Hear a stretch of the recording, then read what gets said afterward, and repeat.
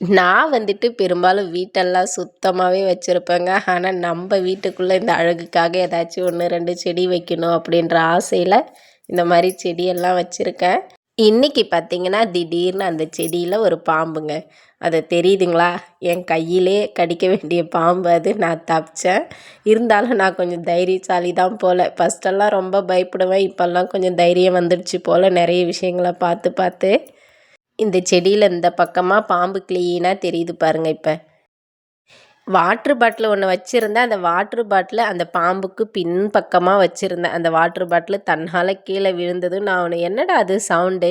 Water bottle எப்படி விழும் தன்னால?" அப்படின்னு சொல்லிட்டு, சரி காத்தடிச்சிருக்கும், விழுந்திருக்கும் அப்படின்னு நெனச்சுட்டு அந்த வாட்டர் பாட்டில எடுத்து மேல வைக்க போனேன். என் கையாண்டே இருக்கு. தலைய இப்படி ஆட்டுது. இது கொஞ்சம் குட்டி பாம்பா இருக்கா. அதுவும் இல்லாம இது வந்து தண்ணி பாம்பாமா. வேற ஏதாச்சும் பாம்பா இருந்தா கன்ஃபார்ம் நான் இந்த பாம்ப வச்சிருக்கேன் இல்லையா, அந்த செடி வச்சிருக்கேன் இல்லையா, தண்ணி ஊத்தி அதில் வந்து செடி வச்சிருக்கேன் இல்லையா, அதுக்கு பின்பக்கமா தான் வாட்டர் பாட்டில வச்சிருந்தேன். அந்த வாட்டர் பாட்டில தான் வந்து பாம்பு வந்துட்டு தள்ளிட்டுருக்கும் போல. அத வந்துட்டு நான் பின்னாடி வளைச்சு வைக்கும்போது வேற ஏதாச்சும் பாம்பா இருந்தா கடிச்சிட்ருக்குமா. இது வந்து தண்ணி பாம்பா இருக்கவே கடிக்கல அப்படின்னாங்க. நம்ம வீட்டுக்கு பின்னாடி சைட்லலாம் பார்த்தீங்கன்னா, இந்த மாரி கொஞ்சம் செடியெல்லாம் இருக்குங்க. இவங்க வந்துட்டு கொஞ்சம் க்ளீனா வச்சுக்கிறதில்ல. அதில தான் உருவாயிருக்கும் போல பாம்பு. அங்க உருவான பாம்பு வந்துட்டு நம்ம வீட்டுக்கு சமையலறை இருக்கு இல்லையா?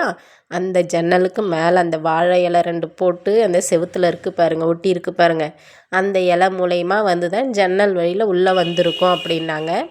வீட்டை சுற்றி பார்த்தீங்கன்னா இந்த மாதிரி காம்பவுண்ட் சுவர் இருக்கும். அந்த முருங்கை மரம் ஒன்று இருக்கும். அப்புறம் சைடில் இந்த பக்கம் சைடில் வந்துட்டு கொஞ்சம் வாழை மரம் அந்த மாதிரிலாம் இருக்கும். அதெல்லாம் வேறவங்க இடம்.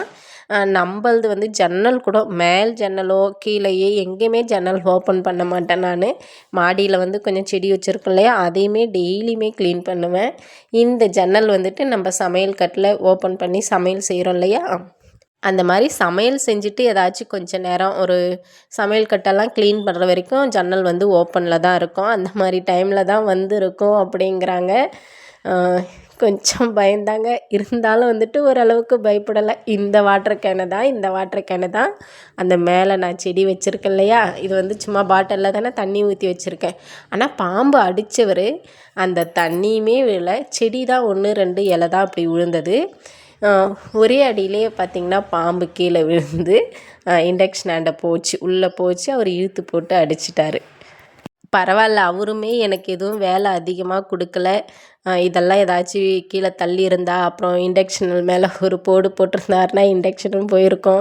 அதெல்லாம் பார்த்து உஷாராக அடிச்சிட்டாரு பாம்பை. இந்த செவுத்துலேயும் டைல்ஸு நான் வந்துட்டு அந்த கிளாஸ் தான் போட்டு அது மேலே தான் பாக்ஸ் எல்லாம் அடுக்கி வச்சுருக்கேன். ஆனால் இது மேலே எப்படி வந்து அந்த பாம்பு போயிருக்குன்னே தெரியல பாருங்கள்.